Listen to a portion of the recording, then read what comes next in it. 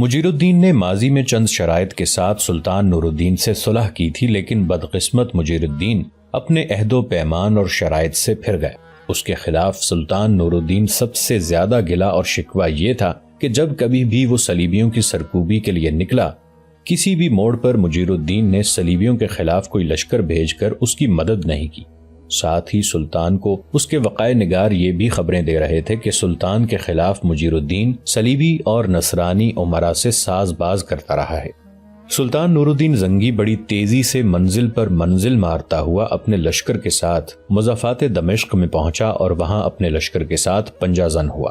مجیر الدین یہ خیال کر بیٹھا تھا کہ اس کے پاس بڑی طاقت اور قوت ہے اور سلطان نور الدین کا مقابلہ کر سکتا ہے، لہٰذا اس نے سلطان نور الدین سے جنگ کرنے کی ٹھان لی۔ جس روز سلطان نور الدین نے دمشق کے نواح میں پڑاؤ کیا تھا، اسی روز اس کے مخبروں نے اطلاع کر دی تھی کہ اگلے روز مجیر الدین شہر سے باہر نکل کر سلطان سے ٹکرانے کی کوشش کرے گا۔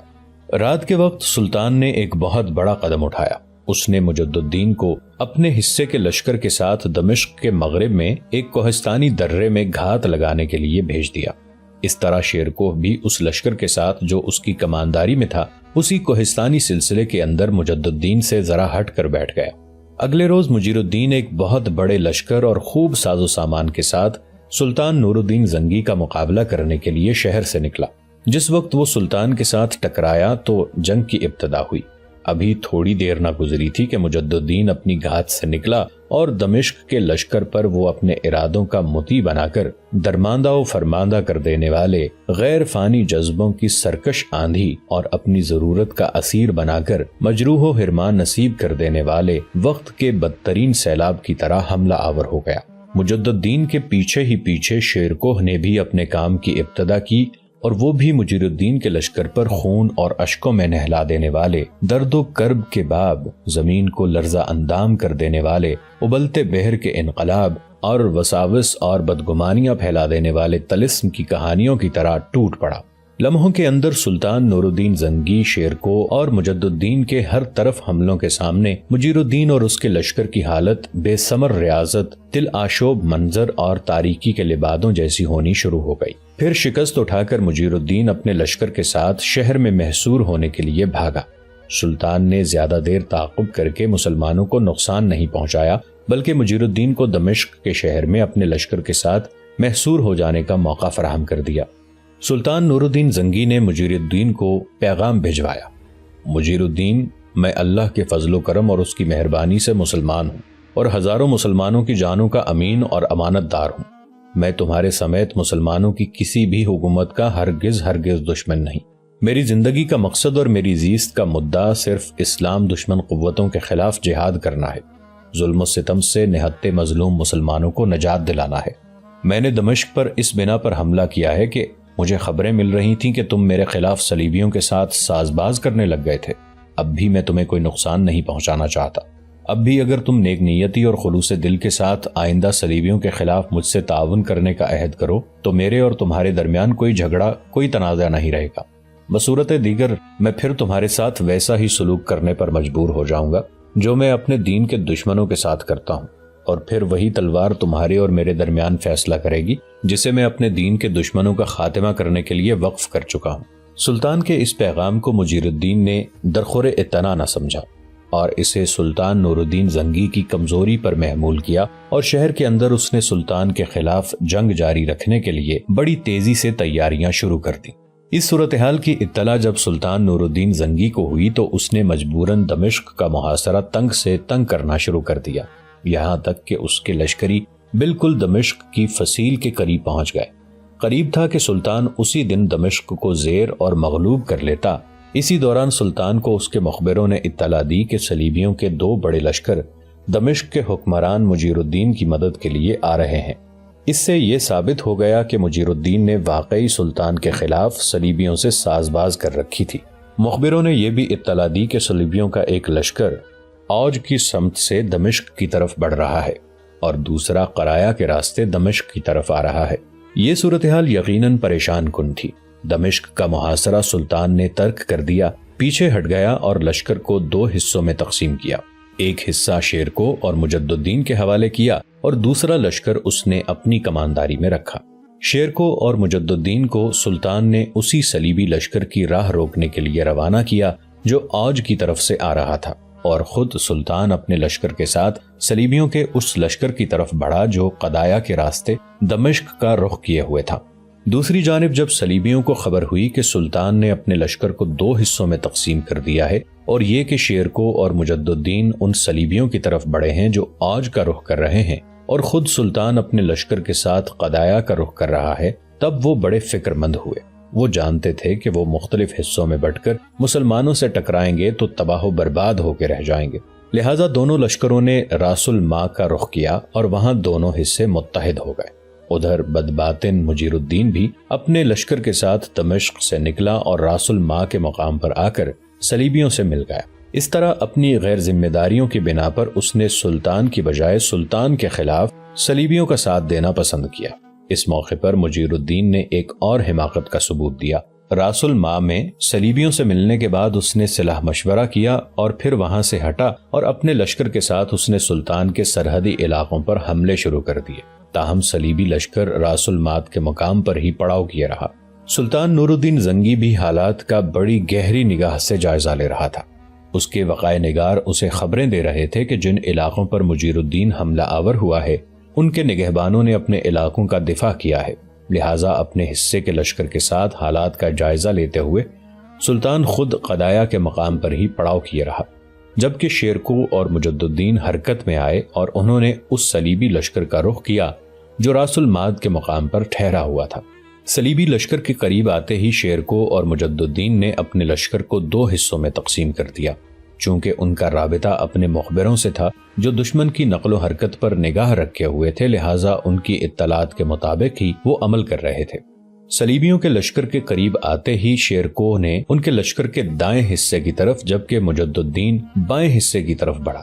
صلیبیوں کو بھی خبر ہو چکی تھی کہ شیرکو اور مجد الدین ان پر حملہ آور ہونے کے لیے بڑی برق رفتاری سے ان کی طرف بڑھ رہے ہیں، لہٰذا وہ ان کا مقابلہ کرنے کے لیے مستعد اور تیار ہو چکے تھے، جبکہ مجیر الدین ابھی تک سلطان نور الدین زنگی کے سرحدی لشکریوں کے ساتھ الجھا ہوا تھا۔ تاہم سلطان نور الدین زنگی خود بھی ایک بہت بڑا قدم اٹھانے کا عزم کر چکا تھا۔ جو ہی شیرکو اور مجد الدین نے راس الماء میں قیام کیے صلیبیوں کا رخ کیا، سلطان نور الدین زنگی جس نے قدایا کے مقام پر قیام کر رکھا تھا، اس نے وہاں سے کوچ کیا اور ایک بار پھر اس نے دمشق کا رخ کیا۔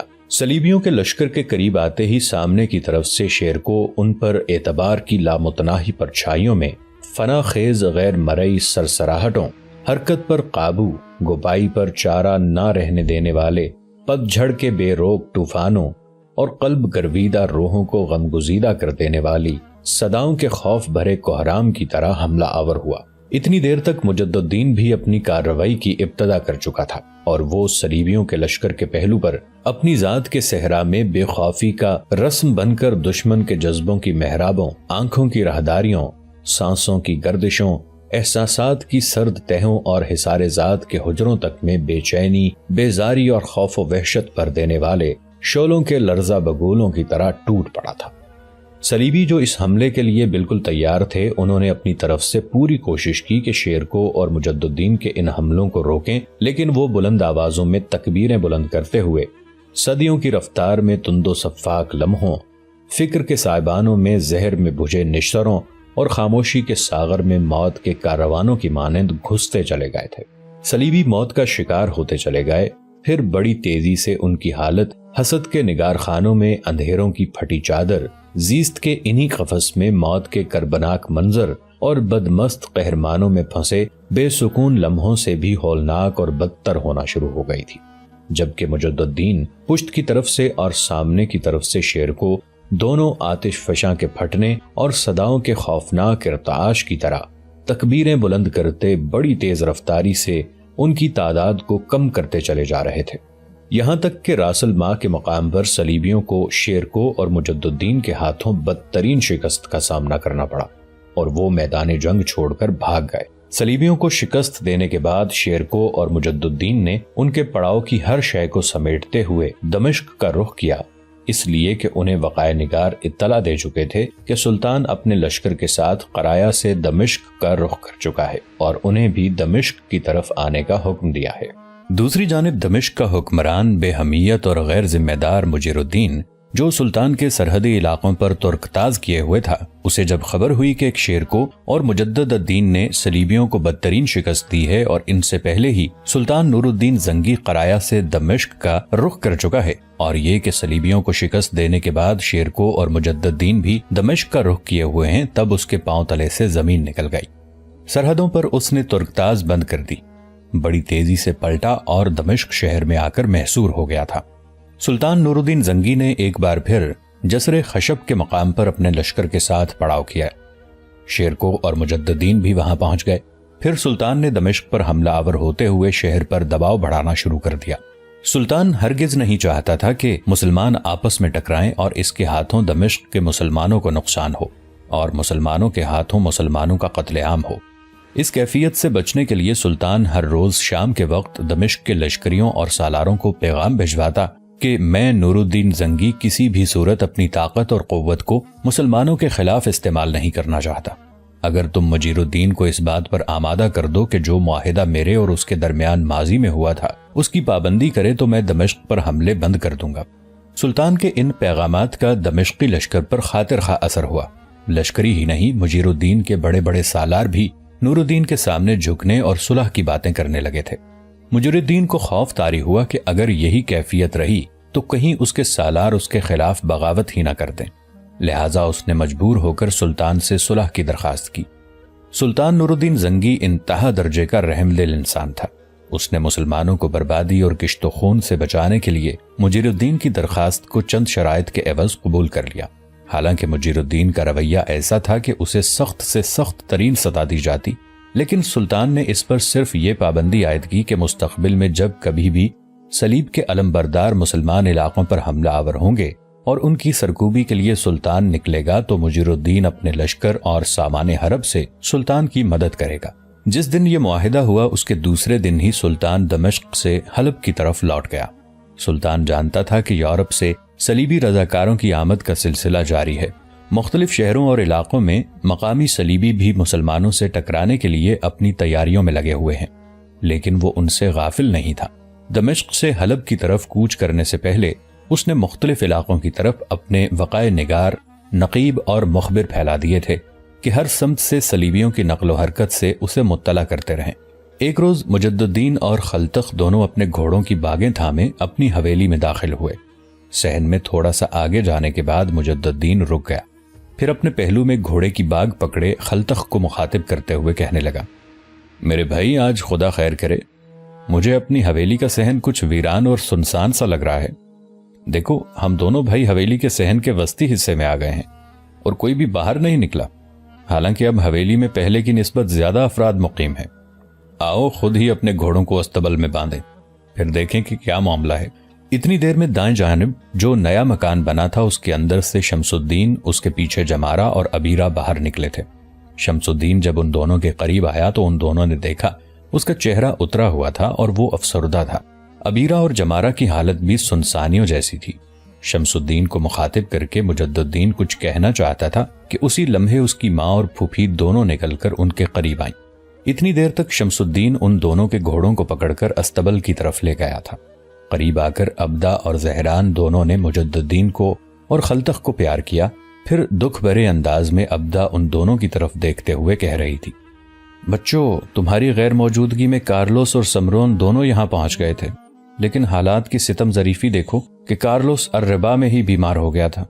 اس کی بیماری کی حالت میں ہی سمرون نے وہاں کا اپنا مکان بیچا اور اپنے بیمار بھائی کارلوس کو لے کر یہاں آ گیا۔ بیٹے اس کی بیماری کی وجہ سے مرسینہ اور مشال دونوں انتہا درجے کی پریشان اور فکر مند ہیں۔ بیچاریوں نے کھانا پینا چھوڑ دیا تھا، ہر وقت کارلوس سے لپٹی رہتی تھی۔ کارلوس کا ہم نے بہترین طبیبوں سے علاج کرایا مگر بیٹے وہ ٹھیک نہ ہو سکا، خدا کو پیارا ہو گیا۔ اس کے مرنے کا سمرون نے اس قدر اثر لیا ہے کہ وہ خود بیمار ہو گیا ہے، بستر سے لگ گیا ہے۔